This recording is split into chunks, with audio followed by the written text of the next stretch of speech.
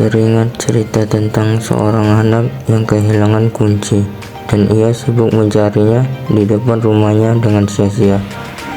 Ketika ada orang yang lewat dan membantunya mencari, kemudian orang itu bertanya, "Memang hilangnya di mana?" "Di dalam rumah," jawabnya. "Loh, kok Anda mencarinya di luar?" "Karena di luar terang." Disadari ataupun tidak, banyak di antara kita yang sering melakukan hal yang seperti anak ini, mencari kebahagiaan di luar diri. Padahal kebahagiaan itu tidak jauh dari diri sendiri, bahkan ia sangat dekat dengan diri sendiri, yaitu bahagia ada di dalam diri. Tidak perlu kita mencarinya di luar diri. Jika kebahagiaan itu harus dibuat, bukan dicari. Banyak orang inginkan kebahagiaan dalam hidupnya, tetapi bagaimana mau membahagiakan jika melihat orang lain sebagai musuh atau saingan? Menyimpan dendam, tidak mau memaafkan, mengejar kebahagiaan di luar, menjalani hidup dengan kecemasan masa depan atau penyelesaian masa lalu, iri hati, sombong, senang melihat orang lain susah, dan susah melihat orang lain senang. Berpikiran negatif, mengharap orang lain celaka, tidak pernah senyum apalagi tertawa, selalu menyalahkan orang lain dengan menganggap diri sendiri selalu benar, selalu mencari-cari kesalahan orang lain, tidak pernah bersyukur dalam hidup, terlalu banyak keinginan sehingga membuat beban pikiran dan stres, banyak kotoran batin, tidak mau memaafkan, menyimpan dendam, benci, jengkel, amarah, kikir, serakah, melekat, tidak mau berbagi kebahagiaan untuk orang lain, jarang tertawa maupun tersenyum. Apalagi Anda terlalu percaya bahwa Anda tidak akan bahagia tanpa benda-benda. Anda tidak bahagia karena lebih memuaskan perhatian pada segala sesuatu yang tidak Anda milik dan bukan pada apa yang Anda milik sekarang. Anda percaya bahwa kebahagiaan ada di masa depan. Anda tidak bahagia karena selalu membanding-bandingkan diri Anda dengan orang lain. Anda terlalu yakin bahwa kebahagiaan datang bila orang-orang di sekitar Anda berubah menjadi lebih baik, dan Anda terlalu yakin bahwa Anda akan bahagia kalau semua keinginan Anda terpenuhi. Ingat, bahagia itu ada di dalam diri, jadi bahagia itu harus dibuat, bukan dicari. Mari kita membangun kebahagiaan dalam diri dengan cara puas dengan apa yang dimiliki, selalu bersyukur, miliki sedikit keinginan, dan mengurangi kotoran batin yang bersumber dari loba, dosa, dan moha. Pagi itu saya dari Semarang akan melakukan perjalanan pembinaan menuju ke Jepara, Dusun Guo, sebuah dusun yang sering disebut dengan istilah desa kehidupan tanpa sinyal. Hanya ada saya dan mas supir vihara yang ada di dalam mobil. Saat itu mobil yang kami naikin berhenti di perempatan jalan lampu merah hijau. Terlihat seorang bapak-bapak tua dengan pakaian yang lusuh menawarkan dengan koran kepada kami. Lantas mas supir yang duduk di sebelah saya bermaksud membeli koran itu untuk saya. "Mau baca koran?" tanya mas supir. "Iya boleh," jawab saya. Maka Pak Sopir mengambil uang dan menyodorkan kepada bapak-bapak tersebut dengan terlebih dulu menerima koran darinya. Uangnya warnanya hijau, yaitu 20.000.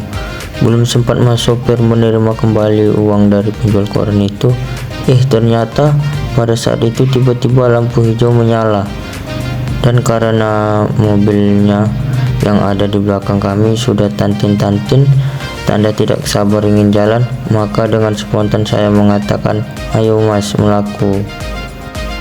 Dan tahukah Anda, ternyata bapak-bapak tua tadi berlari mengejar mobil yang kami naiki, sehingga Pak sopir pun saya suruh untuk minggir dan berhenti. Kemudian bapak-bapak tua itu mengetuk pintu mobil dan sambil terengeh-rengeh berkata, "Mohon maaf mas, ini uang kembaliannya."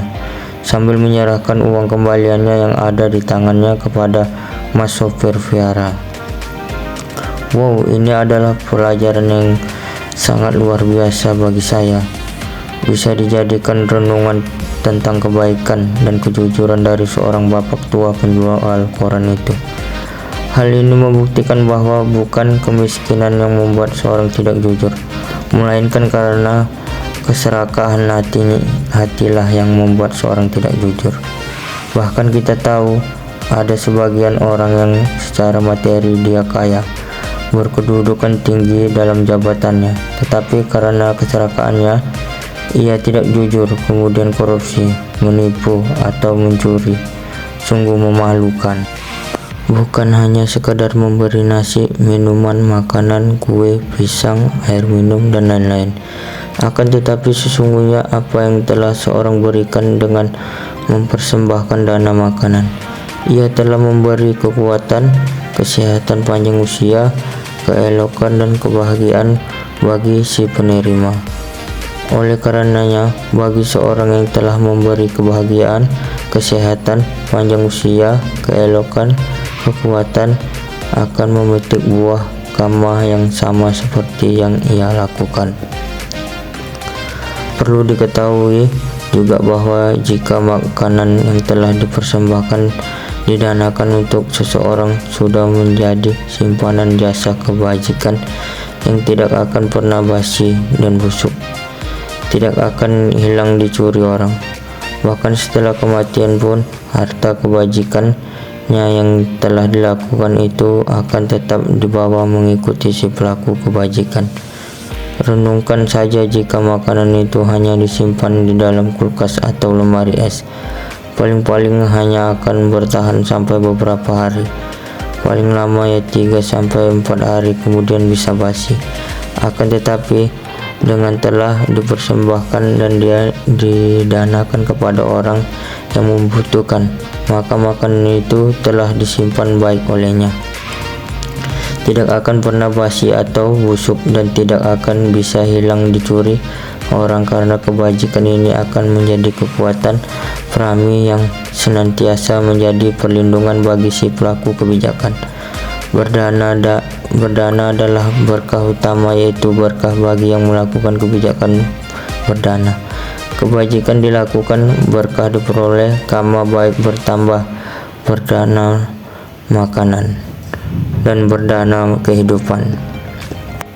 Akibat sering berjudi memang bukan salah satu dari Pancasila Buddhis, akan tetapi bukan berarti boleh dilakukan, karena sebagai akibat juga bisa melanggar Pancasila. Bahkan kelima sila itu bisa dilanggar semua, apa saja akibatnya. Jika menang ketagihan, dan jika kalah penasaran. Jika menang akan mendapat musuh, dan jika kalah akan sedih, menyesali uangnya yang telah hilang, menderita batin. Jika kalah maka bisa saja jual ini jual itu, kambingnya dijual, sapinya dijual, perhiasannya, bahkan sampai tanah atau rumah dijual. Untung saja utang sini utang sana, dan dimana-mana dihukum atau dipenjara. Ini yang membuktikan memang judi tidak ada dalam Pancasila, tapi akibat bisa melanggar 5 sila, diantaranya yaitu ingin mencuri, ingin menipu, membohongi orang lain, ingin berselingkuh dan berzina, ingin minum minuman keras, dan bahkan bisa ingin membunuh. Lalu bagaimana caranya supaya menghindari perjudian? Ingat, istri, suami, dan anak, serta kebutuhan rumah tangga bagi yang sudah berkeluarga. Ingat, cari uang itu susah daripada mengambur-ngamburkannya. Carilah teman-teman yang baik dalam pergaulan, biasanya untuk menabung. Membuat kegiatan yang positif bersama teman-teman, seperti misalnya olahraga, belajar, atau kegiatan-kegiatan yang bermanfaat lainnya. Hindari taruhan di saat melihat tontonan seperti ada pertandingan bola, tinju, dan lain-lain. Pengorbanan darah dengan donor darah. Berdana darah dengan berdonor darah adalah kegiatan. Berdana darah ini menyehatkan, dan jangan disalah artikan bahwa ini pengorbanan darah. Jadi jangan disamakan dengan korban darah, yang artinya ada makhluk yang dibunuh sebagai korban supaya mendapatkan berkah. Ada kurang tepat jika sebagai umat Buddha berkorban darah dengan melakukan penyembelihan hewan, yang berarti ada kegiatan pembunuhan makhluk hidup. Kita sendiri bisa bayangkan apabila diri sendiri yang dijadikan korban disembelih, apa mau? Karena pada dasarnya semua makhluk takut akan ancaman, takut akan dibunuh. Setelah merenungkan hal ini, maka jangan sampai melakukan pembunuhan atau penyebabkan makhluk lain terbunuh. Ada bentuk pengorbanan yang lain yang bisa dilakukan, dan ini adalah pengorbanan tanpa darah, yaitu kita bisa berdana yang berbentuk materi seperti beras, sirup, peralatan mandi, sabun cuci, makanan, pakaian, dan lain-lain. Ini juga merupakan pengorbanan jika kita memberikan kepada orang yang membutuhkan. Berlindunglah pada Triratana, melaksanakan Pancasila: tidak membunuh, tidak mencuri, tidak selingkuh, tidak berbohong, dan tidak mabuk-mabukan. Berarti hingga mencapai jana-jana dan akhirnya mencapai penghancuran total kotoran batin hingga mencapai kesucian. Ini adalah bentuk pengorbanan yang baik, mudah dilakukan, dan akan memberikan buah dan manfaat yang besar. Tidak akan ada penyesalan sebelum, pada saat, dan setelah melakukan jenis pengorbanan seperti itu, dan tidak ada makhluk lain yang menderita, makhluk lain yang terbunuh. Inilah pengorbanan yang terbaik, yaitu pengorbanan tanpa darah. Semua orang takut akan hukuman, semua orang takut akan kematian. Setelah membandingkan orang lain dengan diri sendiri, hendaklah seorang tidak membunuh atau mengakibatkan terjadinya pembunuhan. Jalanilah hidup dengan kebaikan. Hidup di dunia ini bukan persoalan beberapa lama kita hidup, tapi bagaimana kita menjalani hidup. Sudahkah kita menjalani hidup dengan kebajikan? Karena apa yang dinilai dari seseorang selama hidup adalah bukan apa yang dia bawa, tapi tentang apa yang telah dia tinggalkan. Berusahalah untuk terus melakukan kebajikan. Orang baik terbukti dari banyaknya teman, sahabat, kerabat yang hadir pada saat acara pemakaman atau kremasian untuk memberi penghormatan terakhir. Bahkan perilaku atau ucapan yang baik ketika masih hidup terus ditiru, dijadikan contoh oleh orang lain di dalam hidup, dan di mana baiknya pun akan selalu dikenang, tidak dilupakan. Jadi, sudahkah kita menyiapkan bekal kebijakan untuk dibawa dan ditinggal nanti? Terus semangat melangkah di jalan Dhamma. Tidak baik menyimpan dendam, dilukai atau disakiti orang lain untuk memang sakit, tapi akan lebih sakit lagi jika kita tidak memaafkan atau mengampuni orang tersebut. Terlebih lagi jika kita sampai menyimpan dendam, jengkel, atau menjadi marah dan benci kepadanya selama berhari-hari atau berbulan-bulan, bahkan sampai bertahun-tahun. Jangan sampai menyimpan dendam, amarah, jengkel, atau benci dalam diri, karena semakin lama kita memiliki dan atau menyimpannya, maka akan semakin membuat diri sendiri jauh lebih tersakiti. Ingat, orang yang memendam amarah, jengkel, atau dendam dalam dirinya sama halnya seperti diri sendiri yang minum racun tetapi mengharap orang lain yang mati. Semakin lama Anda menyimpan dendam, amarah, jengkel, benci dalam diri, maka semakin lama pula Anda akan menyakiti diri sendiri, menanggung rasa sakit, perih yang tak berkesudahan, dan akan semakin terposok dalam jurang penderitaan. Berusahalah untuk menjadi indah, tidak hanya dengan memakai perhiasan dan busana yang rapi, serta dengan merawat diri dengan mandi, menggosok gigi. Lebih daripada itu, berusahalah untuk memperindah diri dengan perilaku dan ucapan yang baik, ramah, jujur, sering membantu, sering memberi penolongan orang lain dengan melaksanakan sila moralitas yang baik, serta berusahalah untuk memperindah pikiran dengan memiliki hiri dan otapa, melakukan berbuat jahat dan takut akan berakibatnya. Sabar, rendah hati, tidak sombong, tidak punya pikiran benci, iri, dendam, marah, serakah, kikir, tetapi pikiran yang penuh cinta kasih, pikiran yang dermawan, dan pikiran yang bijaksana. Dengan demikian, diri ini akan terlihat indah tampak dari luar dan indah dari dalam, sehingga akan dapat dirasakan untuk hidup damai, tentram, bahagia, dan orang lain berada dekat dengan kita pun akan merasa damai, tentram, bahagia. Inilah manfaatnya bagi keindahan yang tampak dari luar, dari dalam. Jadikan hidup penuh manfaat. Dalam proses kehidupan, lahir, hidup, lalu mati, hidup adalah sebuah pilihan. Mau jadi juara atau biasa-biasa saja, mau jadi pahlawan atau penjudang, mau jadi orang baik yang berguna untuk masyarakat atau jadi orang yang jahat, hanya mau menumpang lewat atau hidup menebar manfaat. Sebelum kematian tiba, lakukan jalani hidup yang berguna dan penuh manfaat, penuh arti, penuh prestasi dan kontribusi, sehingga walau nanti jasanya mati, itu nama harum karena jasa kebajikan namanya tetap abadi.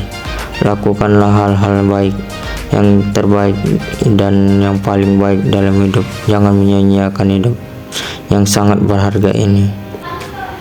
Tahu itu baik daripada tidak tahu.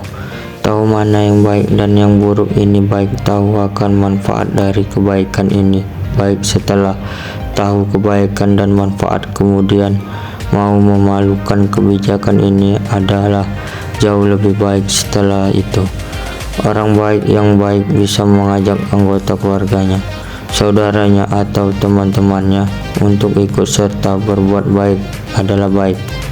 Dan yang jauh lebih baik lagi, lakukan kebaikan itu dengan keyakinan, ketulusan, ikhlas, dan dilakukan dengan senang hati, dengan rasa hormat tanpa ada pamrih. Setelah berbuat baik, tidak mau sombong akan kebaikan. Setelah berbuat baik, jangan lupa untuk mengajak kepada saudara, para peluhur, atau orang-orang yang telah berjasa kepada kita yang telah meninggal dunia. Semoga dengan kebijakan yang telah dilakukan mereka juga turut mengetahui, turut bersuka cita dengan berbahagia. Semoga semua makhluk hidup berbahagia, terus semangat melangkah di jalan. Walaupun bertempat tinggal di rumah yang mewah, banyak harta dan tabungan, memiliki sandang, pangan, dan kendaraan yang baik, tetapi jika seseorang selalu merasa kurang dan tak pernah mau bersyukur, banyak mengeluh dan tidak pernah mau memberi berdana walaupun sedikit, sesungguhnya orang ini memerlukan orang miskin. Sebaliknya, walau bertempat tinggal di rumah yang sederhana, tidak banyak memiliki harta dan tabungan, cukup pakaian sederhana, makanan dan minuman, serta kendaraan seadanya.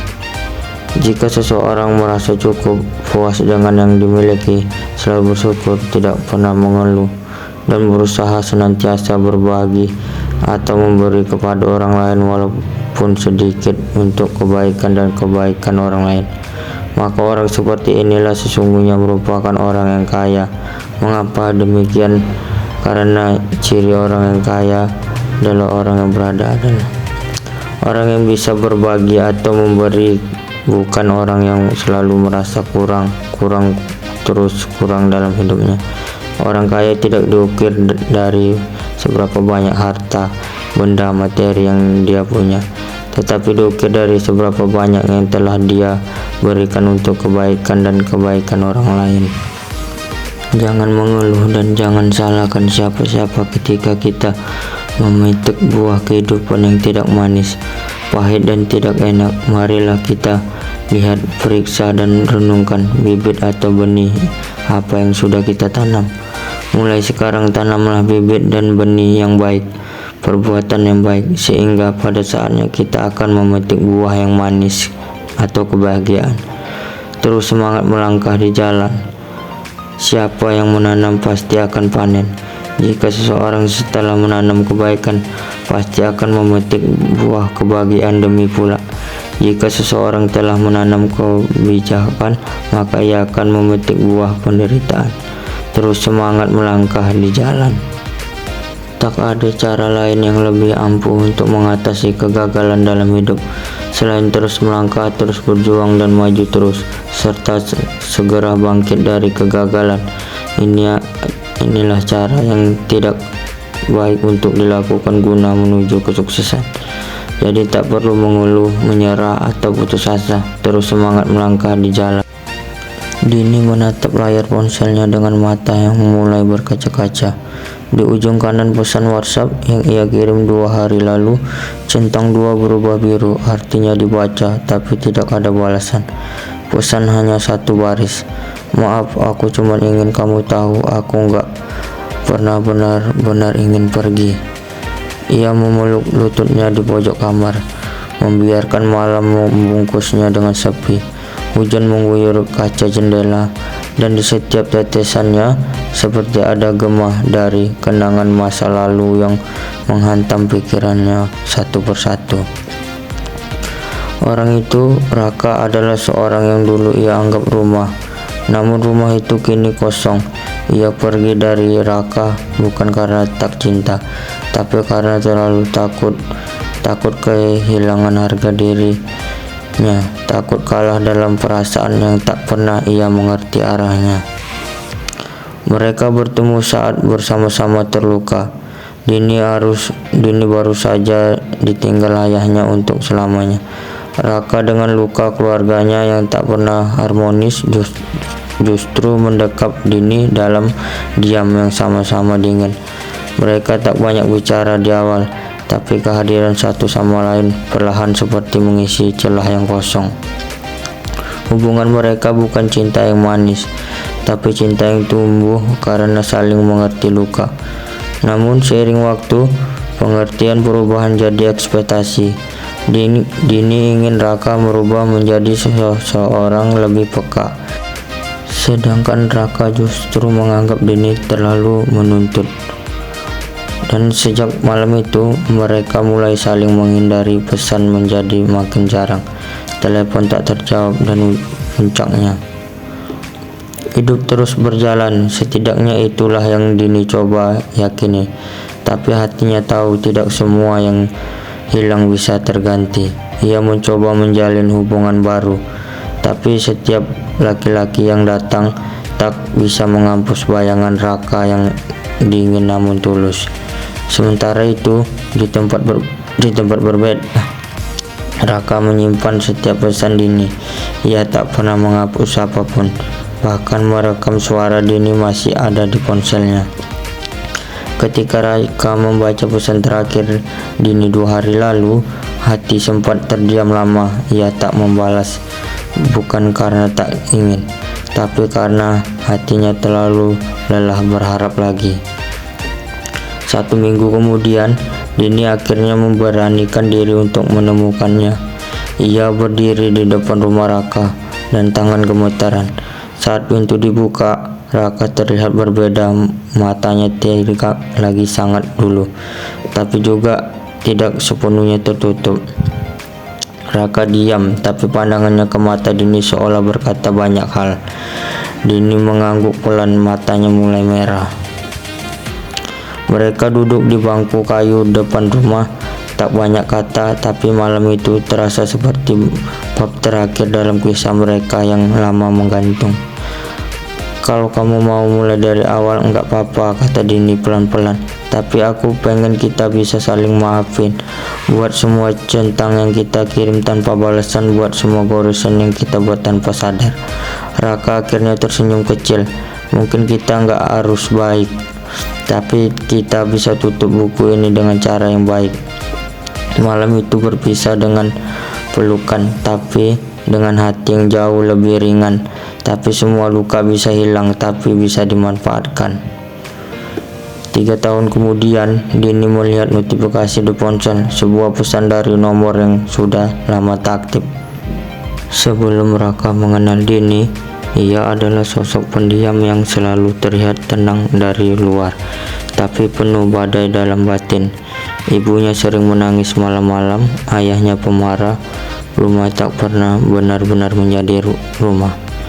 Maka ketika ia dewasa, Raka menjadi pribadi yang sulit membuka diri.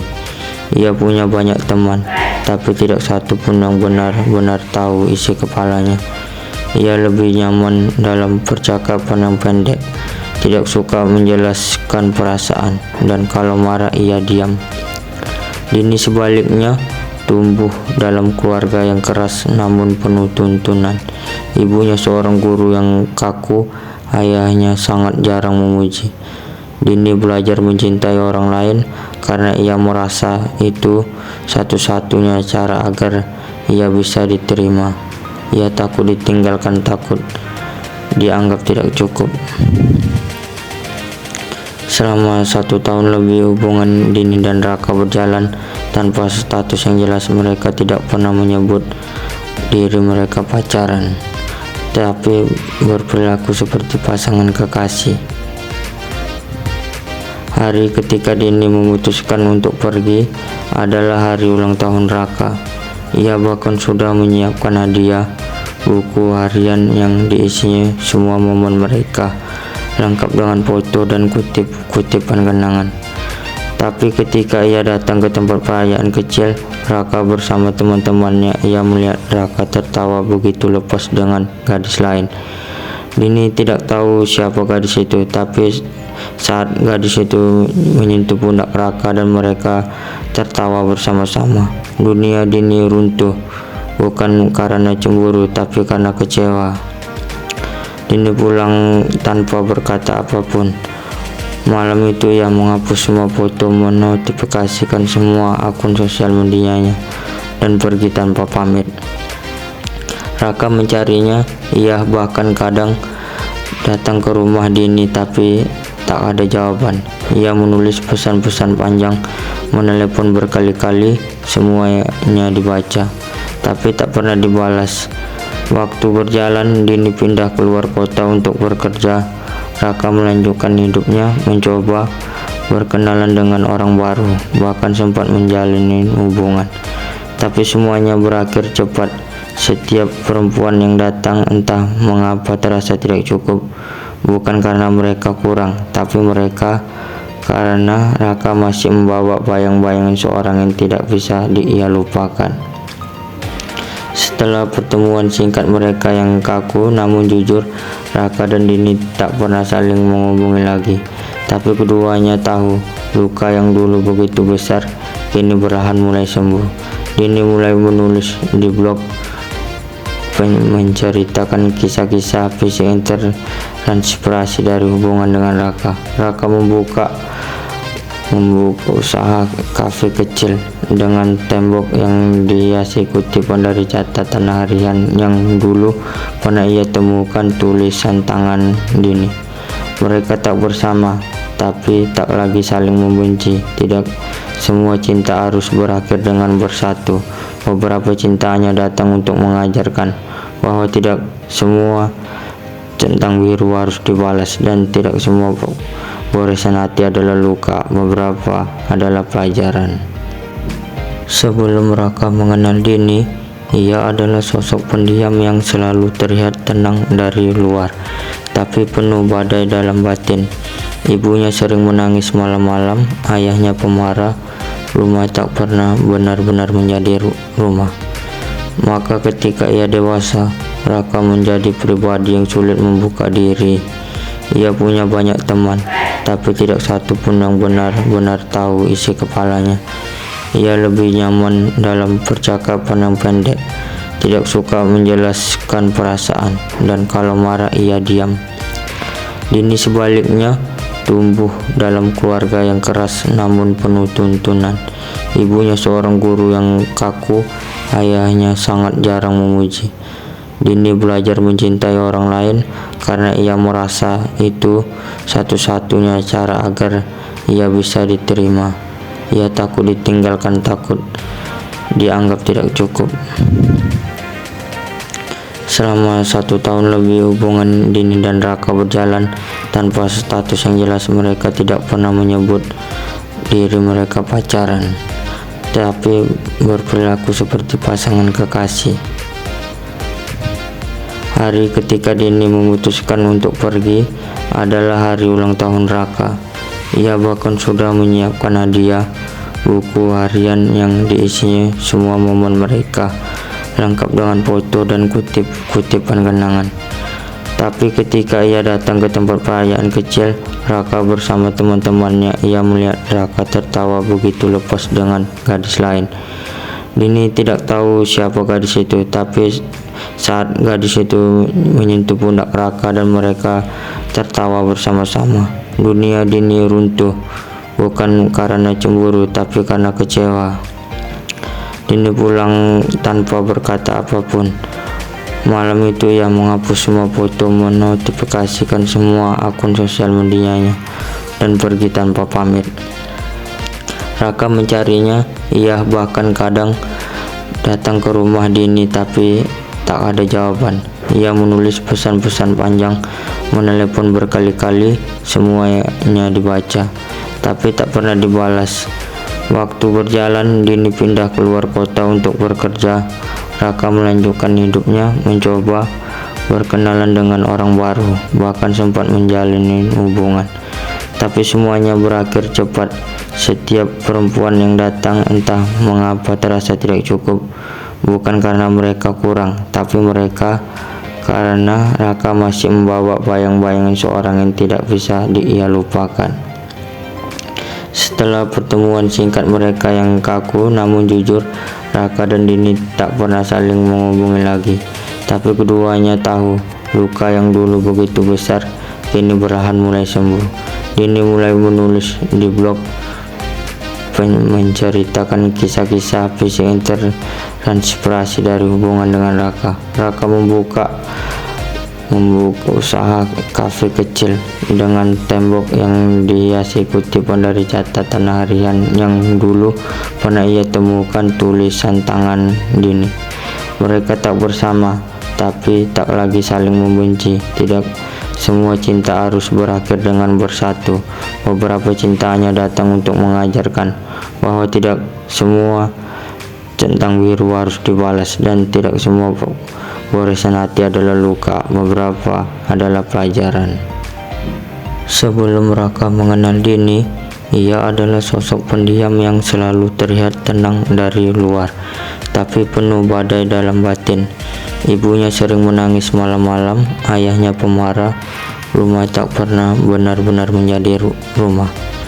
Maka ketika ia dewasa, Raka menjadi pribadi yang sulit membuka diri.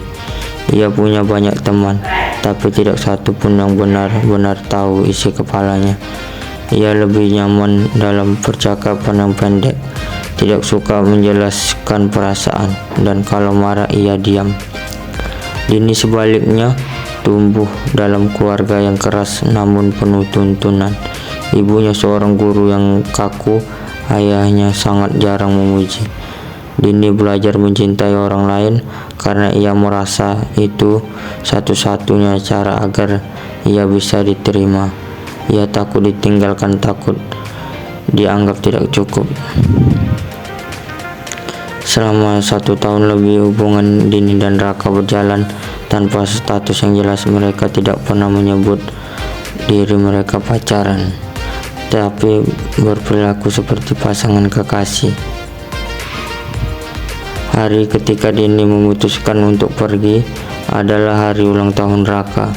Ia bahkan sudah menyiapkan hadiah, buku harian yang diisinya semua momen mereka, lengkap dengan foto dan kutipan kenangan.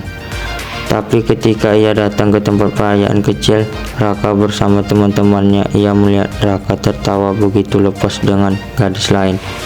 Dini tidak tahu siapa gadis itu, tapi saat gadis itu menyentuh pundak Raka dan mereka tertawa bersama-sama, dunia Dini runtuh, bukan karena cemburu tapi karena kecewa. Dini pulang tanpa berkata apapun. Malam itu ia menghapus semua foto, menotifikasikan semua akun sosial medianya, dan pergi tanpa pamit. Raka mencarinya, ia bahkan kadang datang ke rumah Dini tapi tak ada jawaban. Ia menulis pesan-pesan panjang, menelepon berkali-kali, semuanya dibaca, tapi tak pernah dibalas. Waktu berjalan, Dini pindah keluar kota untuk bekerja. Raka melanjutkan hidupnya, mencoba berkenalan dengan orang baru, bahkan sempat menjalin hubungan. Tapi semuanya berakhir cepat. Setiap perempuan yang datang entah mengapa terasa tidak cukup. Bukan karena mereka kurang, tapi mereka karena Raka masih membawa bayang-bayangan seorang yang tidak bisa ia lupakan. Setelah pertemuan singkat mereka yang kaku namun jujur, Raka dan Dini tak pernah saling menghubungi lagi. Tapi keduanya tahu luka yang dulu begitu besar kini perlahan mulai sembuh. Dini mulai menulis di blog menceritakan kisah-kisah fisik yang terinspirasi dari hubungan dengan Raka. Raka membuka usaha kafe kecil dengan tembok yang dihiasi kutipan dari catatan harian yang dulu pernah ia temukan tulisan tangan Dini. Mereka tak bersama, tapi tak lagi saling membenci. Tidak semua cinta harus berakhir dengan bersatu. Beberapa cinta hanya datang untuk mengajarkan bahwa tidak semua centang biru harus dibalas, dan tidak semua goresan hati adalah luka. Beberapa adalah pelajaran. Jangan mengeluh dan jangan salahkan siapa-siapa ketika kita memetik buah kehidupan yang tidak manis, pahit dan tidak enak. Marilah kita lihat, periksa dan renungkan bibit atau benih apa yang sudah kita tanam. Mulai sekarang tanamlah bibit dan benih yang baik, perbuatan yang baik, sehingga pada saatnya kita akan memetik buah yang manis atau kebahagiaan. Terus semangat melangkah di jalan. Siapa yang menanam pasti akan panen. Jika seseorang setelah menanam kebaikan, pasti akan memetik buah kebahagiaan demi pula. Jika seseorang telah menanam kebijakan, maka ia akan memetik buah penderitaan. Terus semangat melangkah di jalan. Menyimpan dendam, tidak mau memaafkan, mengejar kebahagiaan di luar. Menjalani hidup dengan kecemasan masa depan atau penyelesaian masa lalu. Iri hati, sombong, senang melihat orang lain susah, dan susah melihat orang lain senang. Berpikiran negatif, mengharap orang lain celaka, tidak pernah senyum apalagi tertawa. Selalu menyalahkan orang lain dengan menganggap diri sendiri selalu benar. Selalu mencari-cari kesalahan orang lain. Tidak pernah bersyukur dalam hidup. Terlalu banyak keinginan sehingga membuat beban pikiran dan stres.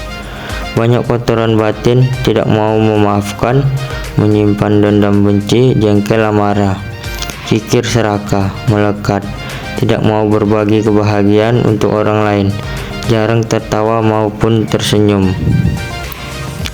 Apalagi Anda terlalu percaya bahwa Anda tidak akan bahagia tanpa benda-benda.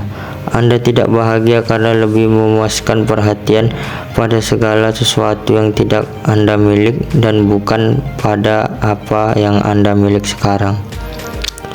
Anda percaya bahwa kebahagiaan ada di masa depan.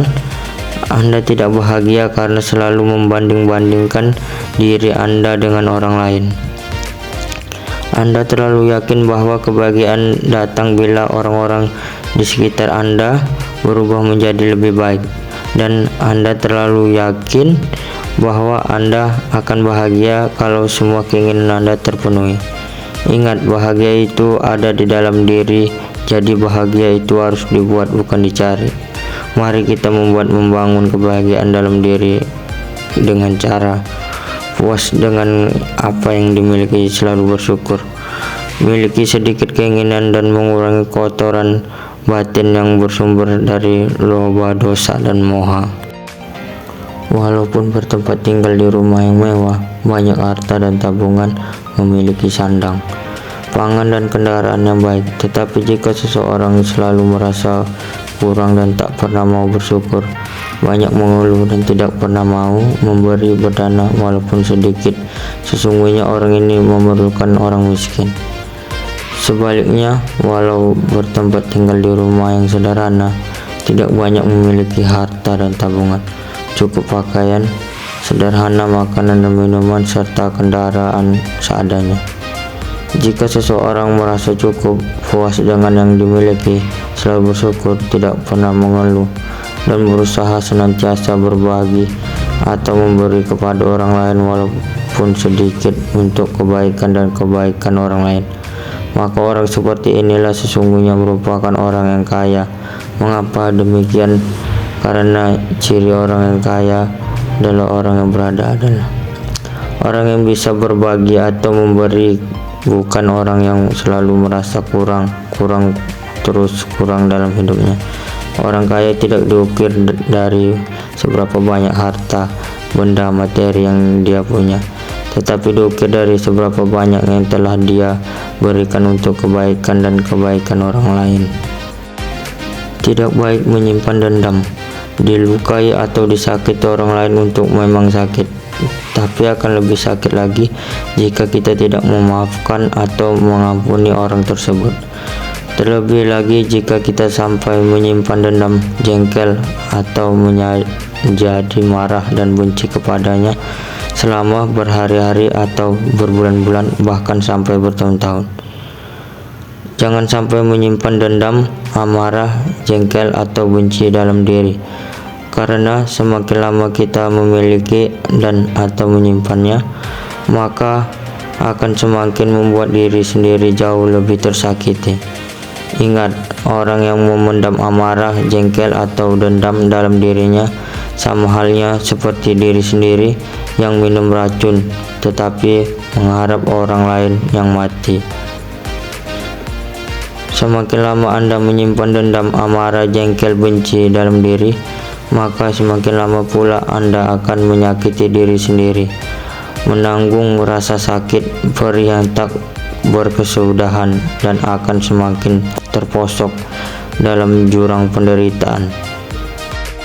Menyimpan dendam, tidak mau memaafkan, mengejar kebahagiaan di luar, menjalani hidup dengan kecemasan masa depan atau penyelesaian masa lalu, iri hati, sombong, senang melihat orang lain susah, dan susah melihat orang lain senang, berpikiran negatif, mengharap orang lain celaka, tidak pernah senyum apalagi tertawa, selalu menyalahkan orang lain dengan menganggap diri sendiri selalu benar, selalu mencari-cari kesalahan orang lain, tidak pernah bersyukur dalam hidup, terlalu banyak keinginan sehingga membuat beban pikiran dan stres, banyak kotoran batin, tidak mau memaafkan, menyimpan dendam, benci, jengkel, amarah, kikir, serakah, melekat, tidak mau berbagi kebahagiaan untuk orang lain, jarang tertawa maupun tersenyum. Apalagi Anda terlalu percaya bahwa Anda tidak akan bahagia tanpa benda-benda.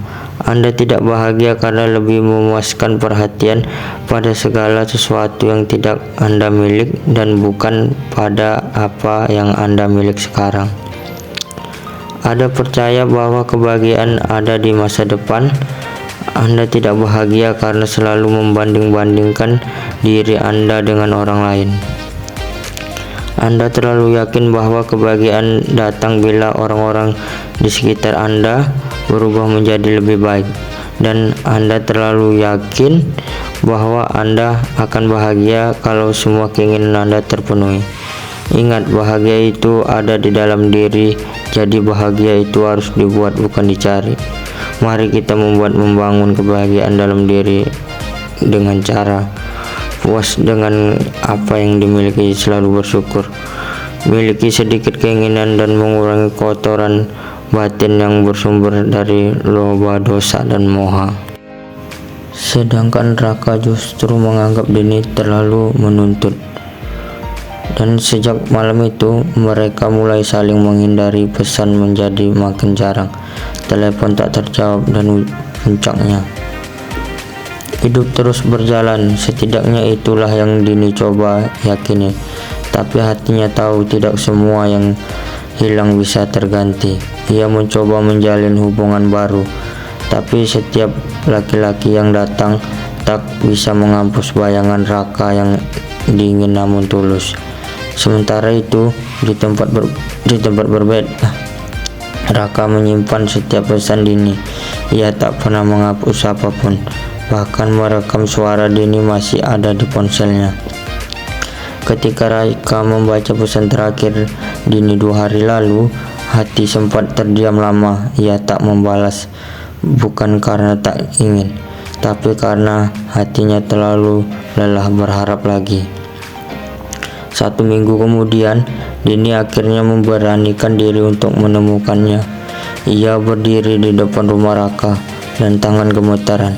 Saat pintu dibuka, Raka terlihat berbeda. Matanya tidak lagi sangat dulu, tapi juga tidak sepenuhnya tertutup. Raka diam, tapi pandangannya ke mata Dini seolah berkata banyak hal. Dini mengangguk pelan, matanya mulai merah. Mereka duduk di bangku kayu depan rumah. Tak banyak kata, tapi malam itu terasa seperti bab terakhir dalam kisah mereka yang lama menggantung. Kalau kamu mau mulai dari awal enggak apa-apa, kata Dini pelan-pelan. Tapi aku pengen kita bisa saling maafin. Buat semua centang yang kita kirim tanpa balasan, buat semua goresan yang kita buat tanpa sadar. Raka akhirnya tersenyum kecil. Mungkin kita enggak harus baik, tapi kita bisa tutup buku ini dengan cara yang baik.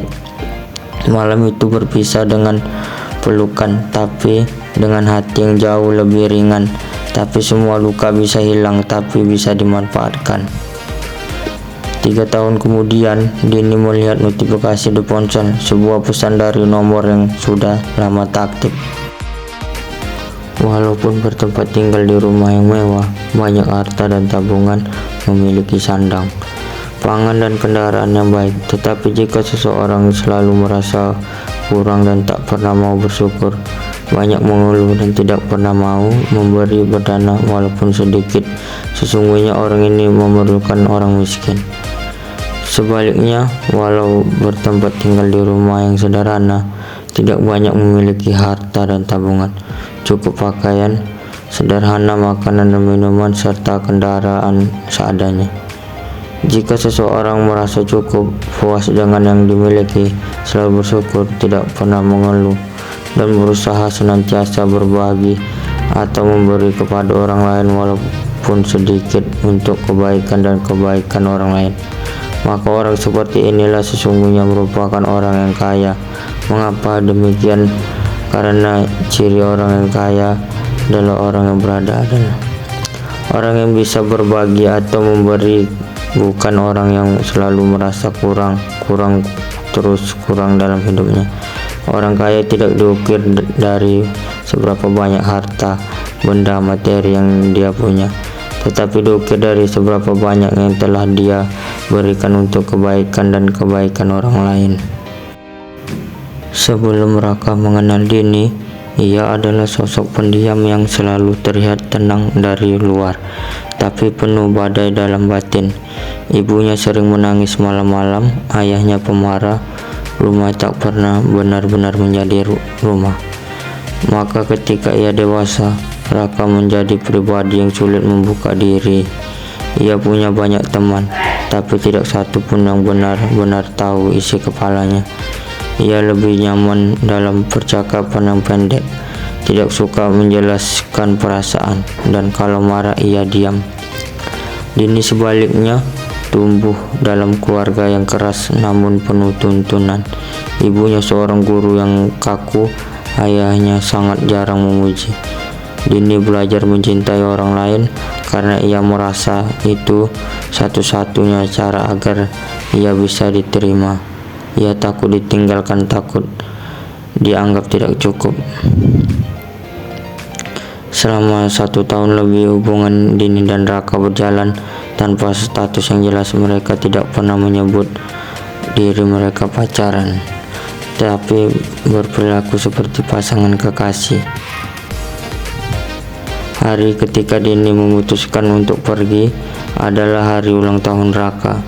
Ia bahkan sudah menyiapkan hadiah, buku harian yang diisinya semua momen mereka, lengkap dengan foto dan kutipan kenangan. Tapi ketika ia datang ke tempat perayaan kecil Raka bersama teman-temannya, ia melihat Raka tertawa begitu lepas dengan gadis lain.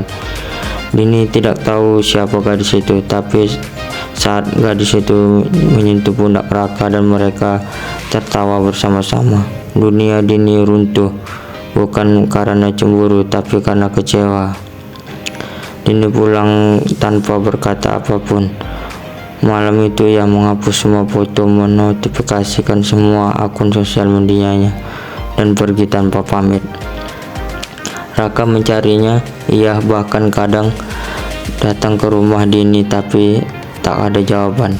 Ia menulis pesan-pesan panjang, menelepon berkali-kali, semuanya dibaca, tapi tak pernah dibalas. Waktu berjalan, Dini pindah keluar kota untuk bekerja. Raka melanjutkan hidupnya, mencoba berkenalan dengan orang baru, bahkan sempat menjalin hubungan. Tapi semuanya berakhir cepat. Setiap perempuan yang datang entah mengapa terasa tidak cukup, bukan karena mereka kurang, tapi mereka karena Raka masih membawa bayang-bayangan seorang yang tidak bisa ia lupakan. Setelah pertemuan singkat mereka yang kaku namun jujur, Raka dan Dini tak pernah saling menghubungi lagi. Tapi keduanya tahu luka yang dulu begitu besar kini perlahan mulai sembuh. Dini mulai menulis di blog menceritakan kisah-kisah fisik yang terinspirasi dari hubungan dengan Raka. Raka membuka usaha kafe kecil dengan tembok yang dihiasi kutipan dari catatan harian yang dulu pernah ia temukan tulisan tangan Dini. Mereka tak bersama, tapi tak lagi saling membenci. Tidak semua cinta harus berakhir dengan bersatu. Beberapa cinta hanya datang untuk mengajarkan bahwa tidak semua centang biru harus dibalas, dan tidak semua goresan hati adalah luka, beberapa adalah pelajaran. Sedangkan Raka justru menganggap Dini terlalu menuntut. Dan sejak malam itu mereka mulai saling menghindari, pesan menjadi makin jarang, telepon tak terjawab, dan puncaknya hidup terus berjalan. Setidaknya itulah yang Dini coba yakini. Tapi hatinya tahu tidak semua yang hilang bisa terganti. Ia mencoba menjalin hubungan baru, tapi setiap laki-laki yang datang tak bisa menghapus bayangan Raka yang dingin namun tulus. Sementara itu di tempat berbeda, Raka menyimpan setiap pesan Dini. Ia tak pernah menghapus apapun, bahkan merekam suara Dini masih ada di ponselnya. Ketika Raka membaca pesan terakhir Dini 2 hari lalu, hati sempat terdiam lama. Ia tak membalas, bukan karena tak ingin, tapi karena hatinya terlalu lelah berharap lagi. 1 minggu kemudian, Dini akhirnya memberanikan diri untuk menemukannya. Ia berdiri di depan rumah Raka dan tangan gemetaran. Saat pintu dibuka, Raka terlihat berbeda. Matanya tidak lagi sangat dulu, tapi juga tidak sepenuhnya tertutup. Raka diam, tapi pandangannya ke mata Dini seolah berkata banyak hal. Dini mengangguk pelan, matanya mulai merah. Mereka duduk di bangku kayu depan rumah. Tak banyak kata, tapi malam itu terasa seperti bab terakhir dalam kisah mereka yang lama menggantung. Kalau kamu mau mulai dari awal enggak apa-apa, kata Dini pelan-pelan. Tapi aku pengen kita bisa saling maafin. Buat semua centang yang kita kirim tanpa balasan, buat semua goresan yang kita buat tanpa sadar. Raka akhirnya tersenyum kecil. Mungkin kita enggak harus baik, tapi kita bisa tutup buku ini dengan cara yang baik.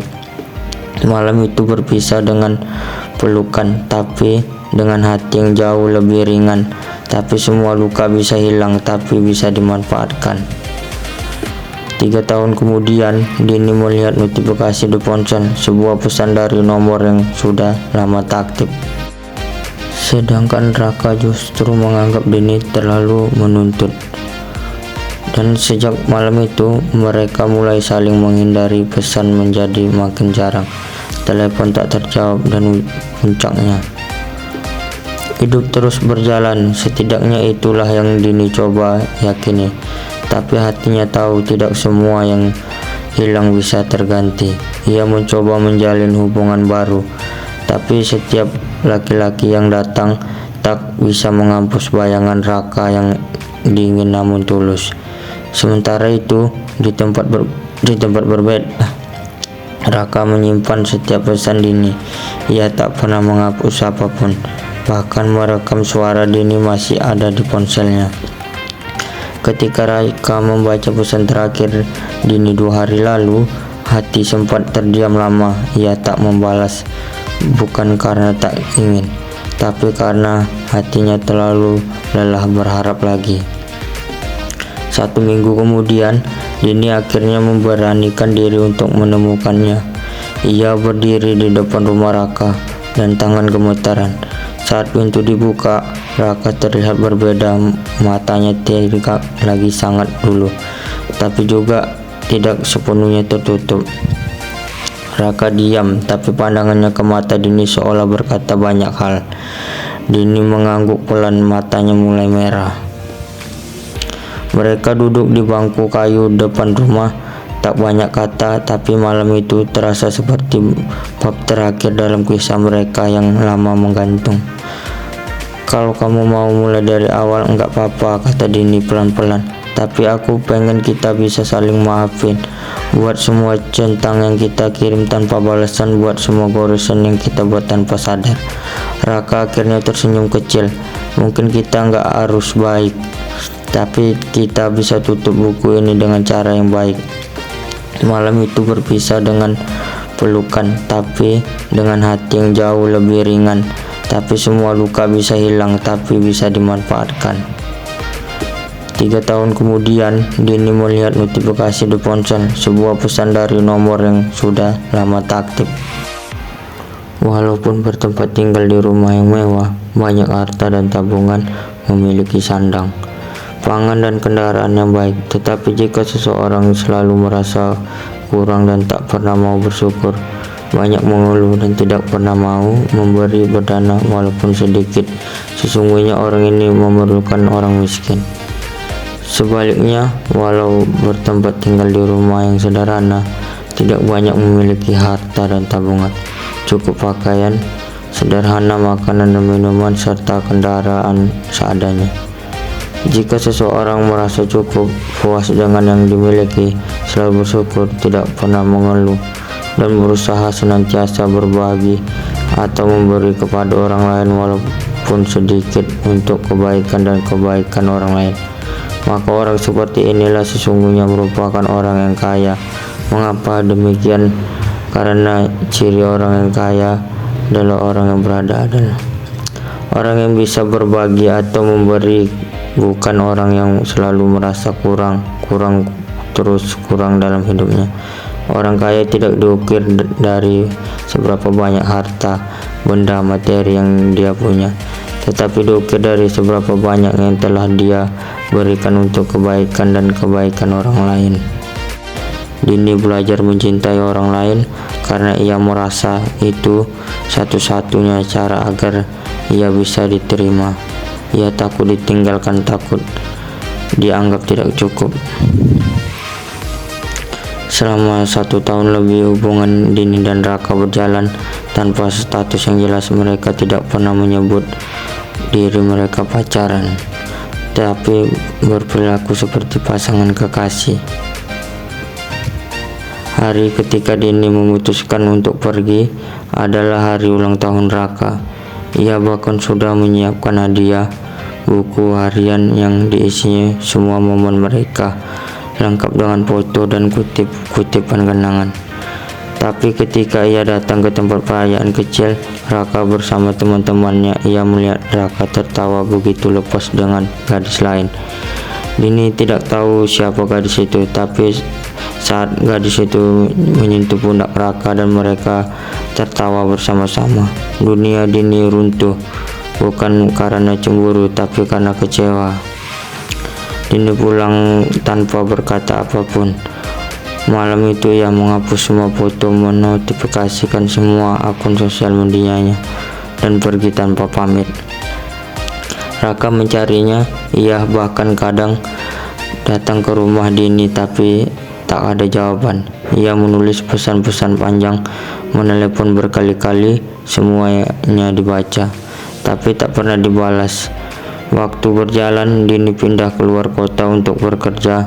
Raka melanjutkan hidupnya, mencoba berkenalan dengan orang baru.